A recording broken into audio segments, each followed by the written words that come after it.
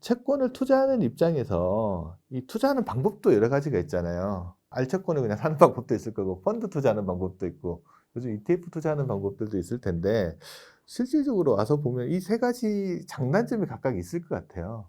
어떤 차이점이 있는지 하나씩 조금 짚어주면서 이야기해 주면 좋을 것 같은데. 알채권은 투자자가 스스로 이제 채권을 선택하는 거잖아요. 그쵸. 예. 근데 투자하고 싶은 채권을 선택할 수 있고 내가 만기도 선택할 수 있고 이런 부분들을 자유롭게 좀 결정할 수 있는 장점이 있고요. 음. 그리고 이게 이제 정기적으로 표면 이자를 우리가 받을 수 있고 채권 가격에 따라서 이제 매매 수익률이라고 하는 이제 수익률까지 이제 가져갈 수 있는데, 이게 연금저축 계좌 있잖아요. 연금저축 계좌에서는 알채권을 투자는 할 수 없어요.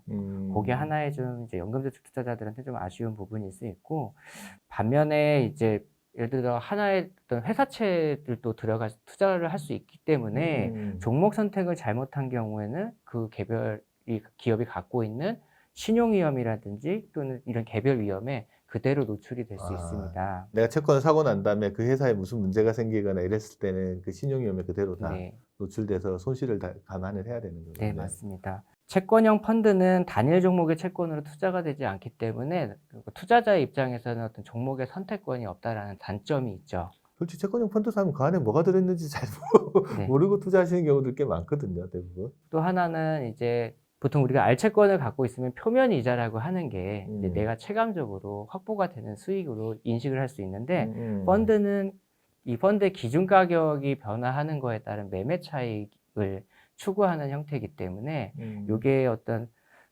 전략이라든지 이런 것들을 활용해서 수익을 추구해야 된다라는 게 알채권과 비교했을 때는 장점일 수도 있지만 또 단점일 수도 있는 부분이 있어요. 그리고 채권형 펀드는 대신에 어떤 고위험 채권이냐, 우량 채권이냐, 국내 펀드냐, 해외 채권형이냐, 지역이라든지 이런 음. 섹터라든지 아니면 신용 등급에 따라서라든지 선택해서 내가 원하는 어떤 큰 카테고리에 따라서 투자를 할 수가 있는 거죠. 이제 음. 그런 부분의 차이가 있고요. 그다음에 이제 ETF는 채권형 펀드보다 더 분야가 더 다양하게 되어 있어서 내가 선택할 수 있는 선택지가 많이 있습니다. ETF는 보면 뭐 몇 년물 뭐 정확하게 이게 어떻게 보면 세그먼트가 잘 나눠져 있어서 내 입맛에 맞게 고르기가 좀 편하게 돼 있더라고요, 네, 보면. 맞습니다. 그 부분을 말씀드린 거고요. 그리고 펀드 같은 경우에는 보통 우리가 이제 매도를 하면 이게 현금화가 되기까지 시간이 걸리고 또 기준 가격이라는 거 확정받는 기간까지 수익률이 딱 결정난 건 아닌데, 음음. ETF는 내가 이제 매도를 하면 체결하는 기준으로 내 수익이 환산되기 때문에 그쵸. 예. 조금 더 적시성이 좀 높다라고 좀 볼 수 있고요.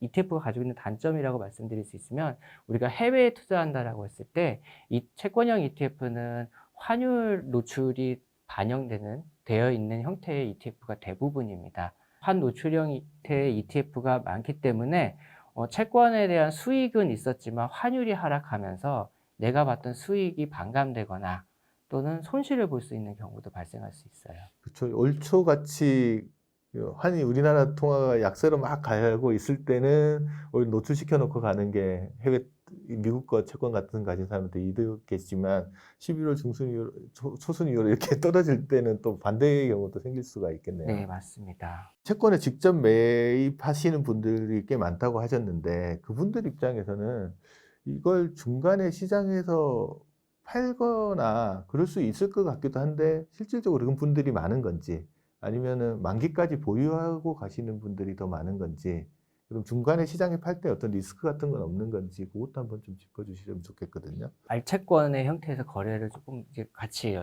연달아서 말씀을 드리면, 같은 회사다 하더라도 발행한 시기가 워낙 많아서 종류가 많기 때문에 중도에 매도를 하겠다, 금리 상황에 따라서 매도 전략을 쓰겠다라고 하기에는 우리 개인 투자자로서는 아주 좀 쉬운 방법은 사실 아닙니다. 음. 왜냐하면 아까 말씀드린 종목도 많고 그리고 그러다 보니까 거래량도 많이 받쳐주지가 않기 때문에 좀 불리한 상황들이 나오기 때문에 우리 채권 투자하실 때는 이런 부분들 사실 좀 유의를 해 아 주셔야 그럼 내가 되세요. 채권을 가지고 있다. 그럼 내가 이걸 팔 때는 이걸 살 사람을 찾아야 되는 거예요. 매수자가 있어야 되는 네, 거잖아요. 맞습니다. 그럼 매도가랑 매수가 차이의 갭이 좀 커질 커질 수밖에 수 없죠. 네. 있겠네요. 그러면 대부분 일반 투자 채권 가지고 있는 개인 투자자들 입장에서는 중도의 시장에서 환매한다기보다는 그냥 만기까지 보유하고 가는 경우들이 훨씬 더 많을 수 있겠네요. 네, 맞습니다.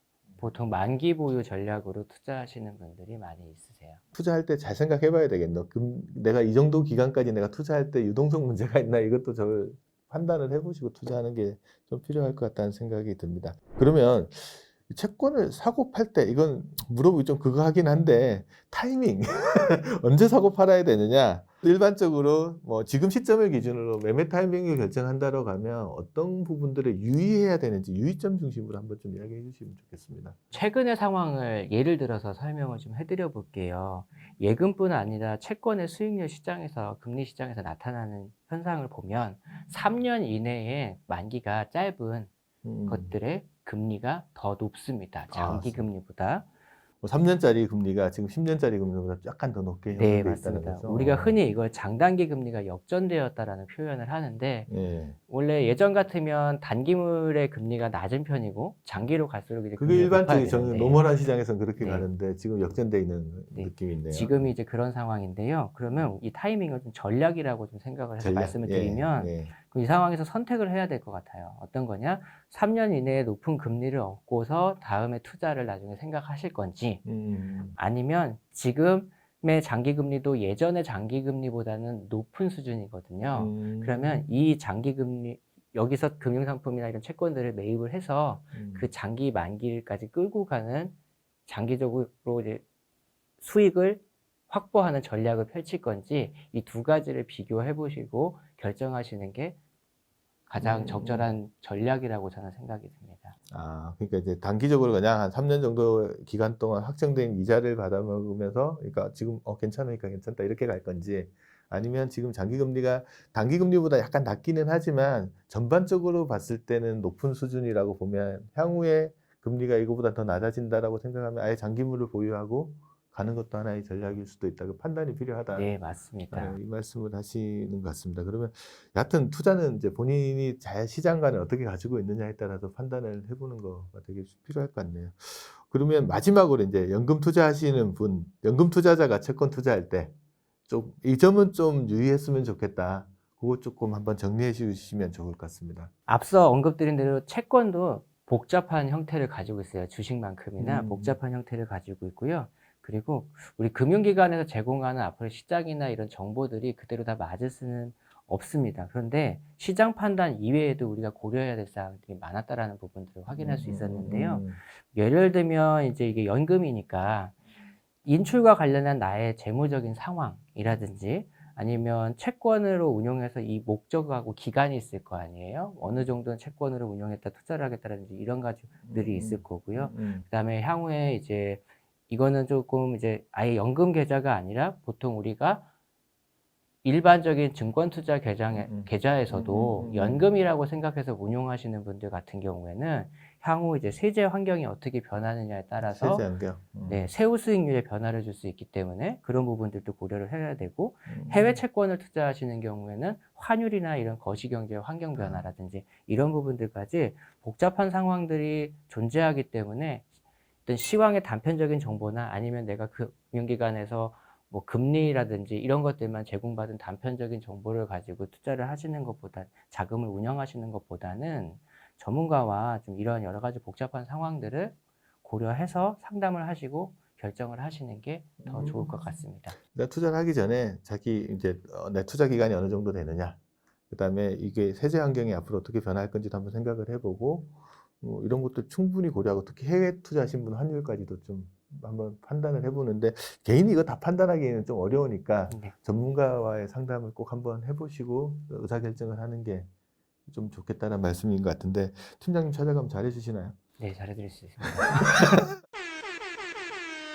오늘 이제 미래에셋증권의 조경상 팀장님과 함께 연금 투자자들이 알아야 될 채권 투자에 대해서 알아야 될 지식들 그리고 일반적인 채권에 관련된 사항들 같은 걸 한번 정리해 봤습니다. 채권이라는 게 어떻게 보면 주식하고 비교했을 때 상대적으로 좀 잘 많이 알려져 있지는 않았었는데 요즘 금리가 올라가면서 관심들 많이 갖는 것 같아서 이런 시간 한번 가져봤고요. 앞으로도 이 부분에 대해서 이제 어떻게 보면 연금 투자의 상당 부분을 또 채권이 차지하는 부분들도 있으니까 이거 좀 알아가는 과정들을 시기적으로 시장으로 좀 많이 가져볼까 하는 생각들을 가지고 있습니다. 오늘 함께해 주신 조경상 팀장님 너무 감사합니다. 네, 감사합니다.